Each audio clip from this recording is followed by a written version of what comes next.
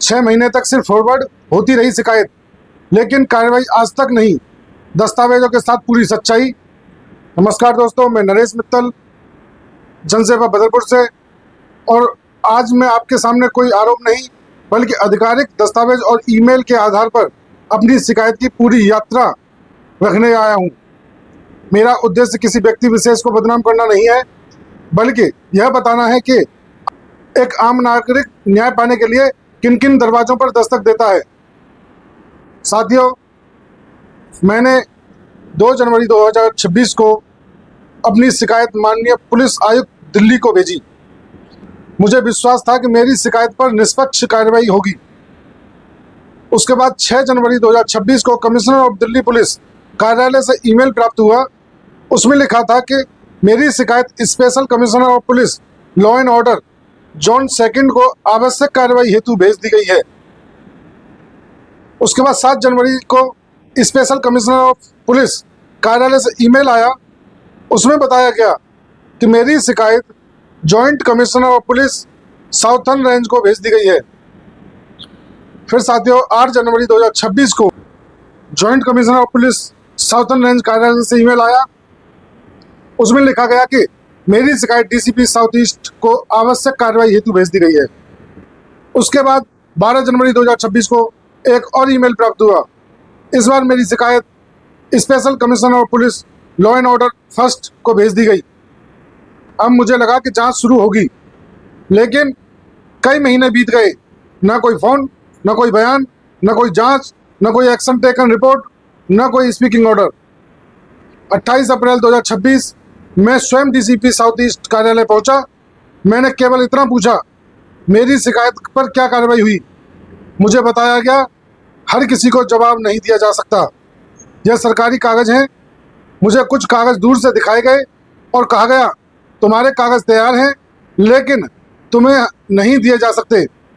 जब साहब लोग मंगाएंगे तब उन्हें दिए जाएंगे। मैं बिना किसी लिखित उत्तर के वापस लौट आया। साथियों, फिर डेट आई 22 जून। मैंने फिर रिमाइंडर भेजा। उसके बाद फिर वही हुआ, शिकायत फिर आगे भेज दी गई। 23 जून 2026 को मैंने पूरे घटनाक्रम का विस्तृत विवरण भेजा। उसके बाद कमिश्नर ऑफ पुलिस कार्यालय से ईमेल आया कि पहले भेजा गया उत्तर गलती से भेजा गया था और नया डायरी नंबर जारी कर दिया गया। 27 जून 2026 को फिर कमिश्नर ऑफ पुलिस कार्यालय से 2 और ईमेल आए। दोनों में वही लिखा था, आपकी शिकायत आगे भेज दी गई है। 29 जून 2026 को स्पेशल कमिश्नर ऑफ पुलिस कार्यालय से फिर 2 नए ईमेल आए। डायरी नंबर 15719E और डायरी नंबर 15818E। दोनों फिर वही लिखा गया था, आपकी शिकायत joint commissioner of police southern range को आवश्यक कार्रवाई हेतु भेज दी गई है। आज स्थिति क्या है? लगभग 6 महीने से शिकायत फॉरवर्ड, लेकिन आज तक कोई एक्शन टेकन रिपोर्ट नहीं, कोई जांच रिपोर्ट नहीं, कोई स्पीकिंग ऑर्डर नहीं, कोई अंतिम निर्णय नहीं। साथियों, मेरा सवाल पूरे सिस्टम से है। जब थाना सुनवाई नहीं करता तो एक आम नागरिक एसीपी के पास जाता है, एसीपी से उम्मीद टूटती है तो डीसीपी के पास जाता है, और फिर जॉइंट कमिश्नर, फिर स्पेशल कमिश्नर, फिर जाके कमिश्नर ऑफ पुलिस, फिर एलजी, फिर मुख्य सचिव, फिर लोकायुक्त, फिर एमसीडी उपायुक्त, फिर एमसीडी आयुक्त, फिर सीपी ग्राम्स, फिर विजिलेंस, फिर एनएचआरसी, यहाँ तक कि आरटीआई के माध्यम से भी जानकारी मांगी जाती है। मैंने इन सभी मंचों पर लिखित शिकायतें भेजी और ईमेल भी किए, लेकिन समाधान शून्य।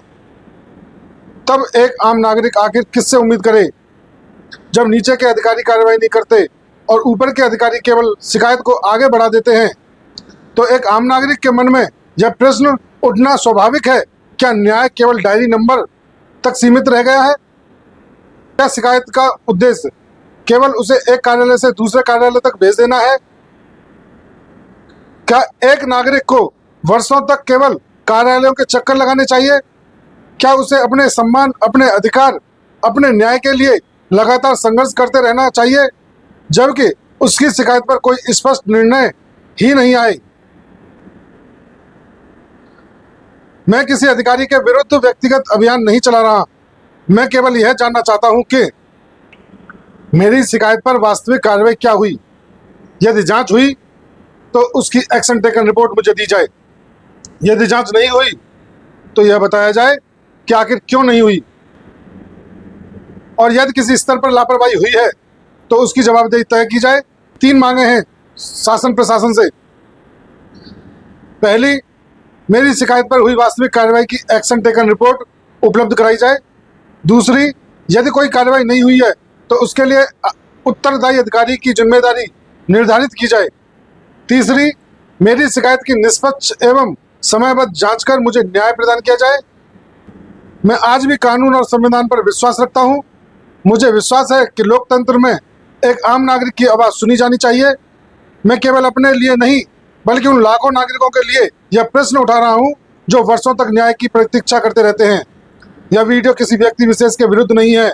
यह वीडियो केवल आधिकारिक ईमेल, डायरी नंबर और दस्तावेजों पर आधारित है। यदि संबंधित विभाग के पास इस मामले में कोई एक्शन टेकन रिपोर्ट है या अन्य तथ्य हैं तो मैं उनका भी स्वागत करता हूं। न्याय की उम्मीद अभी भी जिंदा है। जय हिंद। जनसेवा बदरपुर से नरेश मित्तल। जय श्री राम। भारत माता की जय।